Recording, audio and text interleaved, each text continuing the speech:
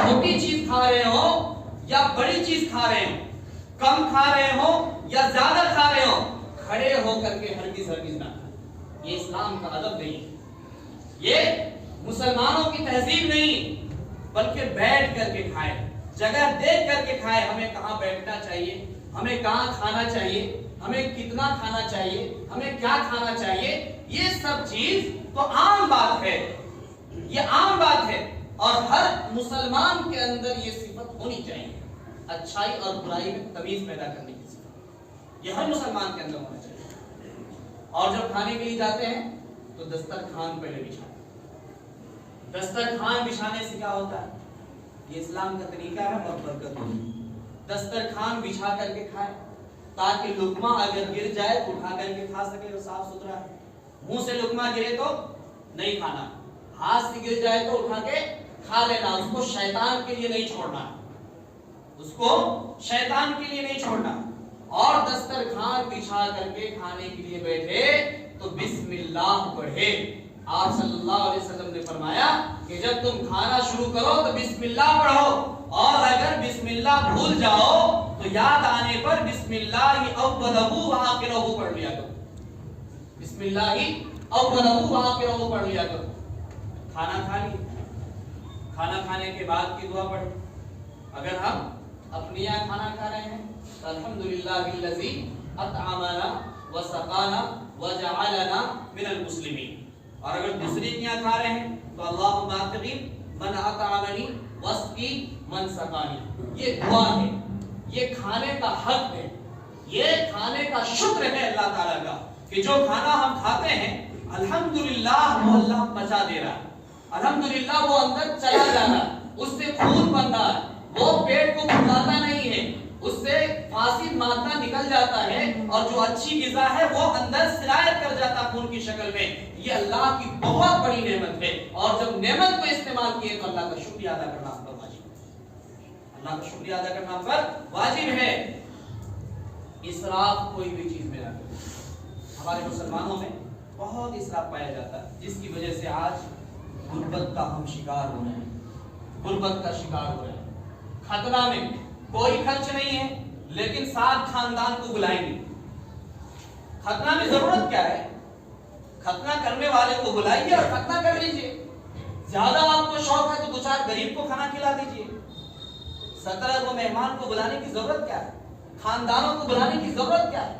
وہ تو اعلی تناسب کو کاٹا جاتا ہے، وہ تو چھپانے کی چیز ہے، اور خاندانوں کو چار جانب سے جمع کر دیتے ہیں، اور نہ ہی اس کا اعلی تناسب کاٹتا ہے اور ساری دنیا دیکھتی رہتی ہے۔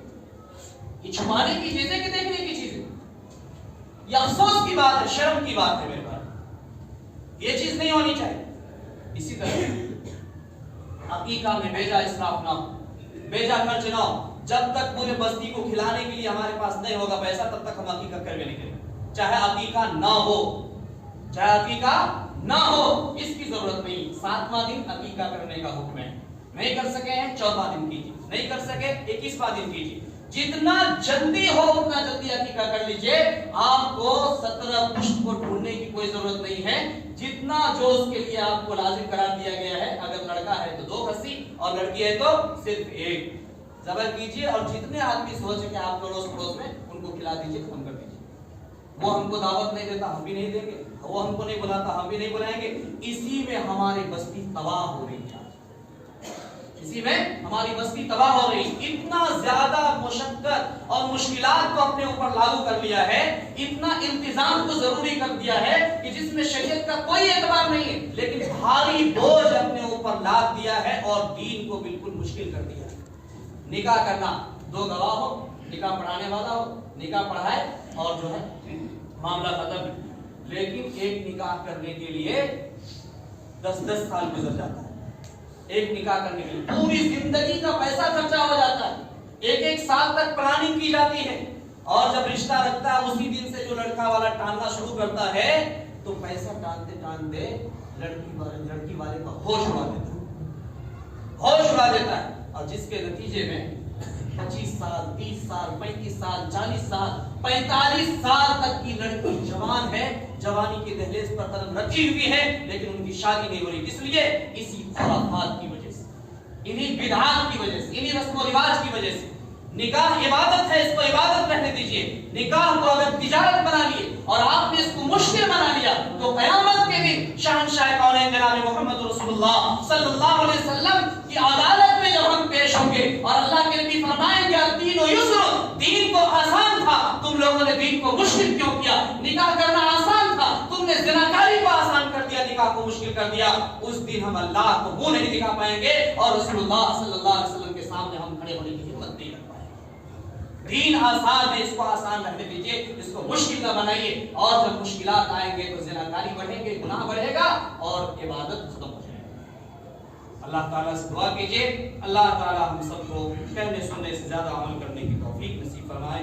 وما علینا